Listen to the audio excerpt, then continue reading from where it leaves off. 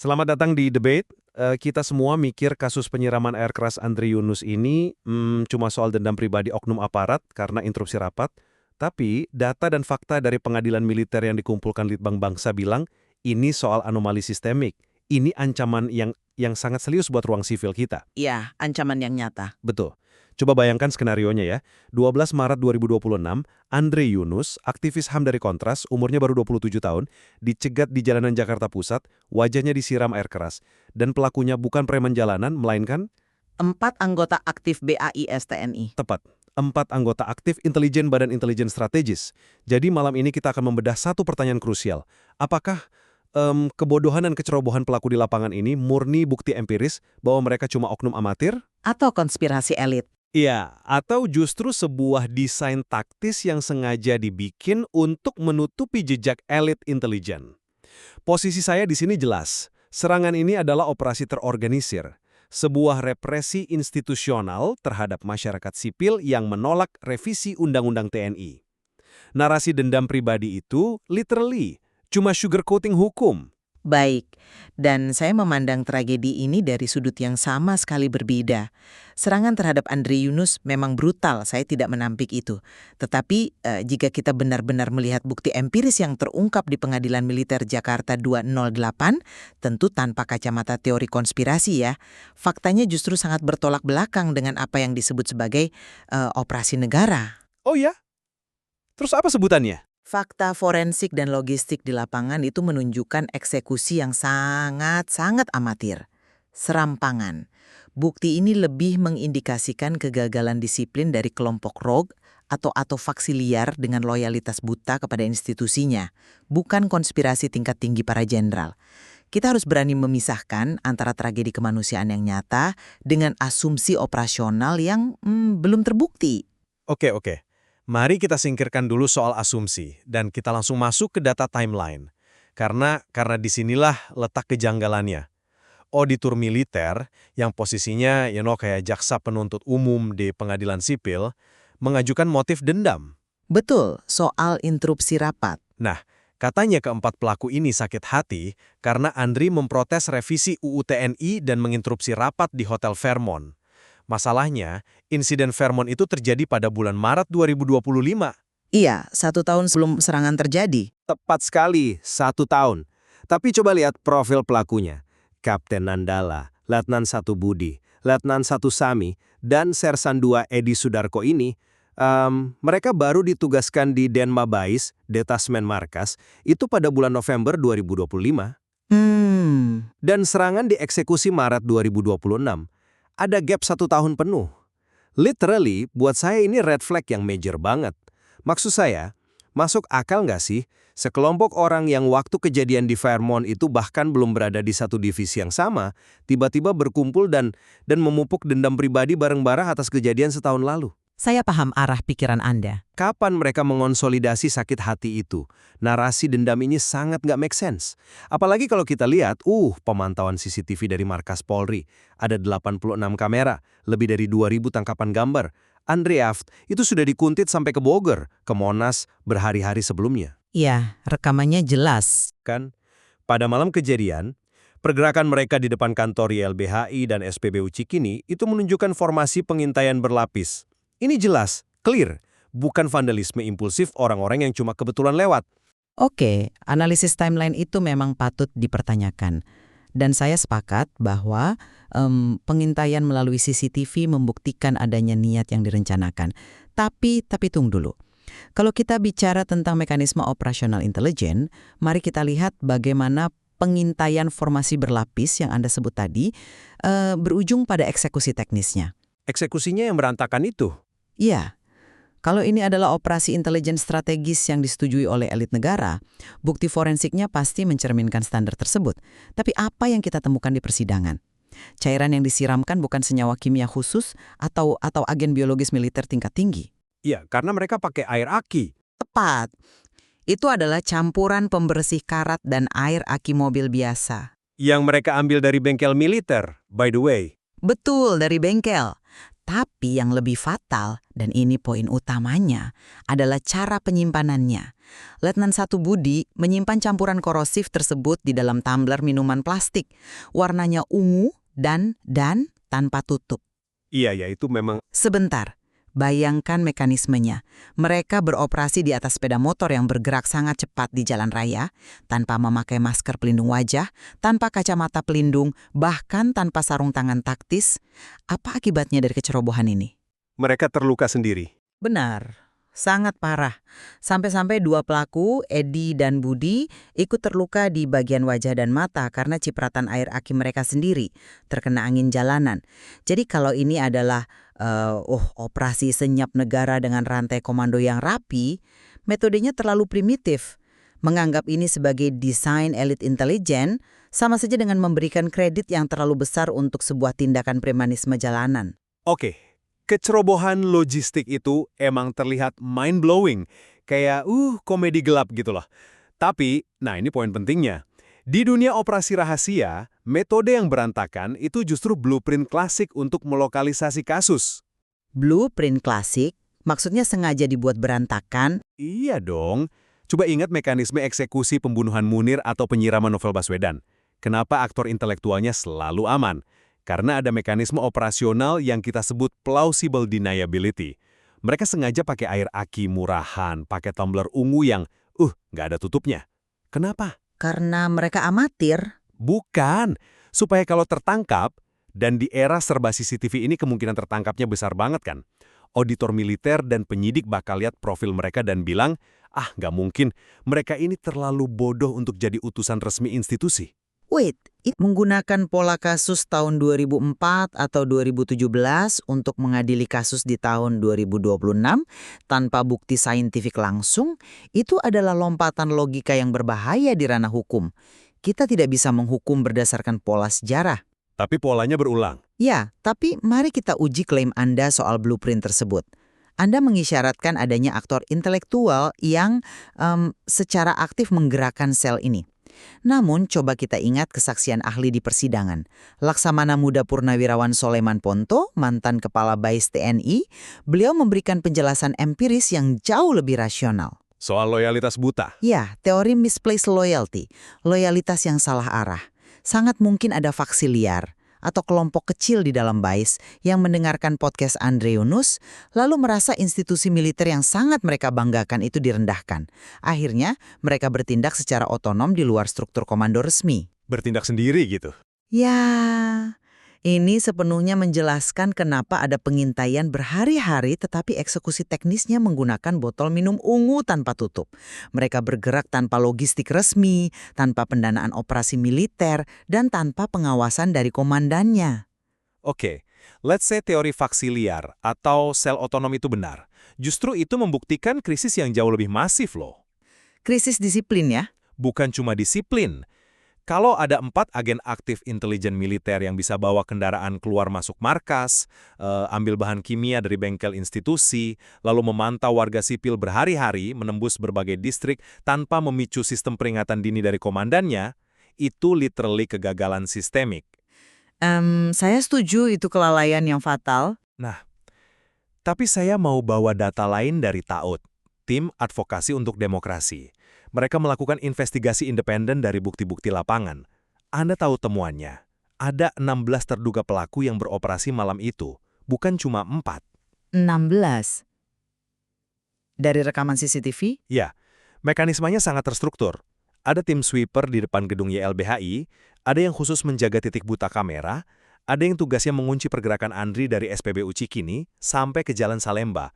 Baru-baru tim eksekutor beraksi. Maksud saya, mengorkestrasi 16 personel intelijen aktif dengan pembagian tugas setajam ini nggak mungkin dilakukan cuma bermodal loyalitas pertemanan. Memang ada indikasi pelaku lain, tapi Pasti ada backing struktural, dan lihat aja apa yang terjadi pas kasus ini meledak. Kepala BAIS TNI langsung mengundurkan diri. Itu obvious banget. sebentar, pengunduran diri kepala BAIS itu adalah bentuk pertanggungjawaban moral seorang pemimpin, bukan pengakuan bersalah atas konspirasi pembunuhan atau represi. Dalam budaya birokrasi kita, mundur itu bar minimum pertanggungjawaban institusional karena ada operasi yang bocor jadi skandal nasional. Itu asumsi yang terlalu sinis. Tapi yang bikin saya paling skeptis itu mekanisme peradilannya. Ketika Polda Metro Jaya mulai menyita CCTV dan menyusun puzzle kasus ini, tiba-tiba semuanya dihentikan dan diserahkan penuh ke Puspom TNI, Pusat Polisi Militer. Kenapa? Karena status mereka militer aktif. Ya, karena kita masih terjebak di Undang-Undang Nomor 31 Tahun 1997 tentang peradilan militer. Aturannya simpel tapi fatal. Prajurit militer hanya bisa diadili oleh sistem militer. Polisi sipil literally kehilangan gigi. Menyerahkan penyidikan penyiraman air keras warga sipil kembali ke institusi militer dan mengadilinya di Pengadilan Militer Jakarta 28 itu ibarat membiarkan sebuah korporasi mengaudit kasus korupsinya sendiri. Saya paham kritik struktural itu. Akses publik ditutup di awal. Ini konflik of interest yang absolut. Pantas saja Andri Yunus dari ranjang rumah sakitnya menyatakan mosi tidak percaya, kan? Dan ia didukung oleh 420 lebih lembaga internasional. Iya, saya paham betul kritik terhadap Undang-Undang Peradilan Militer tahun 1997 dan sejarah panjang di belakangnya. Tetapi fakta yang terjadi di dalam ruang sidang I08 justru membantah stigma Anda. Stigma bahwa persidangan ini hanyalah ruang gelap untuk menutupi konspirasi. Mari kita lihat perilaku Hakim Ketua, Kolonel CHK Freddy Herdian Isnantoro. Iya, yang videonya viral itu. Tepat. Proses peradilan ini berjalan dengan transparansi yang sangat luar biasa, di luar kebiasaan peradilan militer masa lalu. Apakah Anda melihat bagaimana Kolonel Freddy secara terbuka mencecar terdakwa? Marah-marah ya? Beliau mengejek metode operasional mereka di depan media nasional, mempertanyakan dengan tajam kenapa intelijen bisa sebodoh itu bertindak tanpa masker dan melukai diri sendiri.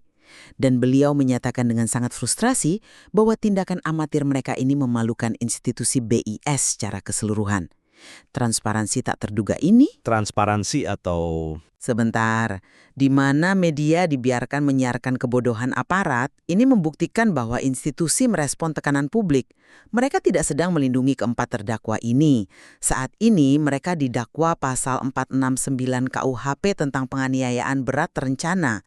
Ancaman hukumannya 12 tahun penjara. Itu bukan sanksi ringan atau sugarcoating, itu konsekuensi hukum yang sangat nyata. Oke. Saya akui, ngelihat seorang kolonel memarahi anak buahnya di sidang terbuka, emang ngasih satisfaction tersendiri buat publik. Kelihatannya, institusi sedang berbenah.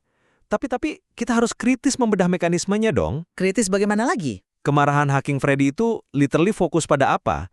Beliau marah karena prajuritnya terlihat bodoh dan memalukan. Beliau mencecar soal kenapa nggak pakai sarung tangan, kenapa pakai tumbler ungu. Tapi pertanyaannya, apakah ada upaya agresif untuk menggali log call di smartphone para terdakwa? Pemeriksaan digital sedang berjalan. Apakah ada audit forensik jam demi jam ke siapa mereka melapor malam itu? Nggak ada bukti itu dipaparkan terbuka. Mempublikasikan kemarahan kepada bawahan, itu bisa jadi taktik lokalisasi kasus yang super smooth loh. Institusi seolah ngomong ke publik, tuh lihat kan, pelakunya bodoh banget, jadi nggak mungkin ini perintah komando. Taktik ini mengisolasi kesalahan murni di 4 orang itu. Padahal kita literally lagi menghindari elephant in the room di sini. Saya sudah menduga kita akan masuk ke wilayah perdebatan politis ini. Ini bukan sekedar isu politis. Mari kita bicara konteks makronya. Revisi Undang-Undang TNI. Ini motif utamanya. Revisi ini kan melegalkan perwira aktif untuk menduduki posisi di 14 kementerian dan lembaga sipil, mulai dari Kejaksaan Agung sampai Badan Penanggulangan Bencana. Itu memang memicu perdebatan. Ini adalah isu remiliterisasi paling krusial sejak Reformasi 98. Dan Andri Yunus adalah wajah utama dari penolakan represi itu. Pada hari kejadian, 12 Maret, Andre baru aja merekam podcast yang membedah bahaya ekspansi militer ini. Malamnya, wajahnya disiram air keras. Korelasinya terlalu obvious. Menurut Anda ini pesan teror? Serangan ini bukan cuma soal 4 prajurit yang baper atau sakit hati. Ini adalah manifestasi fisik dari hukum yang sedang disusun. Ini pesan teror sistemik. Jangan ganggu ekspansi kami ke ruang sipil. Oke, masalah utama dengan teori Anda itu adalah mekanisme rasional dari tindakan negara. Kekhawatiran publik soal remiliterisasi memang valid, saya akui itu. Tapi mengaitkan rancangan kebijakan legislatif secara langsung dengan serangan air aki di jalanan itu adalah sebuah lompatan logika. Itu mengabaikan cara kerja negara modern. Cara kerjanya beda gimana? Pertanyaannya, apakah ini benar-benar teror yang disponsori state actor? Atau murni hipernasionalisme beracun dari prajurit bawah? Coba pertimbangkan secara pragmatis. Jika negara atau elit militer level jenderal benar-benar ingin membungkam Andri Yunus, mereka memiliki instrumen kekuasaan yang jauh lebih bersih. Contohnya? Mereka punya pasal karet di UU ITE. Mereka bisa mengkriminalisasi LSM-nya melalui audit finansial pemerintah. Atau menggunakan delik pencemaran nama baik. Proses peradilan seperti itu bisa memenjarakan Andri secara legal tanpa mengundang sorotan tajam dari 420 LSM global. Menggunakan kekerasan fisik yang sangat kotor, berdarah, dan diliput ribuan CCTV di pusat ibu kota, itu sama sekali bukan cara kerja intelijen negara di tahun 2026. Penggunaan UU ITE emang kelihatan lebih bersih. Tapi Anda mengabaikan mekanisme psikologis dari state terrorism. UU ITE itu kan sekedar instrumen hukum ya. Kalau Andri dipenjara pakai UU ITE, prosesnya panjang. Ada sidang perlawanan, aktivis lain bisa galang solidaritas aksi, dan narasi perlawanannya justru makin membesar. Tapi itu terkontrol oleh hukum. Tapi air keras, itu pure teror. Secara psikologis, efeknya instan dan melumpuhkan. Asal Anda tahu, air keras itu membakar 24% wajah Andri dan merusak 40% kornea mata kanannya. Dan apa chilling efeknya buat ruang sipil? Ada ketakutan ya? Besoknya, ratusan LSM di Indonesia literally harus mereview protokol keamanan mereka. Banyak yang membatalkan aksi turun ke jalan. Dan ketika auditor militer di pengadilan secara terbuka bilang bahwa motif terdakwa adalah memberi pelajaran agar aktivis tidak merendahkan martabat TNI, wow. Buat saya itu adalah pengakuan eksplisit. Itu fasisme birokrasi. Aparat pakai taktik premanisme untuk mendisiplinkan warganya. Saya mengerti sentimen kemarahan Anda. Istilah fasisme birokrasi itu sangat provokatif. Namun, kita harus kembali melihat realitas yang ada di depan mata. Fakta bahwa keempat pelaku ini sekarang sedang diadili, dipecat dari kesatuannya, dan terancam 12 tahun penjara, itu membuktikan bahwa premanisme semacam itu tidak ditoleransi oleh sistem. Kalau sistem bekerja, kenapa Puspom yang ambil alih? Sistem penegakan hukum sedang bekerja. Meskipun ya mungkin tidak sesempurna yang publik harapkan. Tapi lihat, Presiden Prabowo Subianto secara publik mengutuk tindakan ini sebagai aksi biadab. Beliau bahkan sedang mempertimbangkan pembentukan tim pencari fakta independen. Jika operasi ini adalah desain elit yang direstui oleh pucuk pimpinan, keempat terdakwa ini tidak akan pernah duduk di kursi pengadilan kurang dari sebulan setelah kejadian. Atau mereka yang mandikarbankan buat public relations? Tidak semudah itu. Proses identifikasi CCTV oleh Polda Metro yang kemudian ditindaklanjuti secara cepat oleh Puspom TNI dalam 6 hari adalah bukti penegakan hukum nyata. Kita harus memberi ruang bagi pembuktian saintifik di persidangan untuk menjawab pertanyaan yang tersisa, bukan malah memvonis secara sepihak bahwa peradilan ini sekedar sandiwara. Begini, kita nggak perlu terjebak dalam pesimisme buta untuk tetap realistis melihat fakta. Ya, Presiden emang bicara soal tim independen. Tapi sampai detik ini, tim itu belum terbentuk. Dan kembali lagi ke soal pembuktian saintifik yang barusan Anda sebut. Siapa yang menyita dan menganalisis ponsel para pelaku? Ya, Puspom TNI. Tepat, Puspom TNI, bukan laboratorium forensik independen sipil. Bagaimana kita bisa yakin bahwa jejak komunikasi mereka ke atasan nggak dihapus sebelum diserahkan jadi barang bukti pengadilan?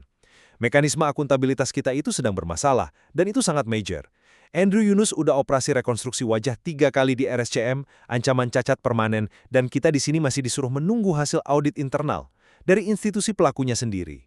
Saya mencatat keresahan Anda soal audit independen. Kesimpulan saya tegas, biarpun eksekusi di lapangan kelihatan kayak amatir pakai tumbler murahan, tapi pengintaian berlapis oleh 16 orang, absennya audit forensik independen, dan pemaksaan peradilan militer yang tertutup, semuanya mengonfirmasi represi institusional. Narasi dendam pribadi itu cuma alat pelindung hierarki. Titik.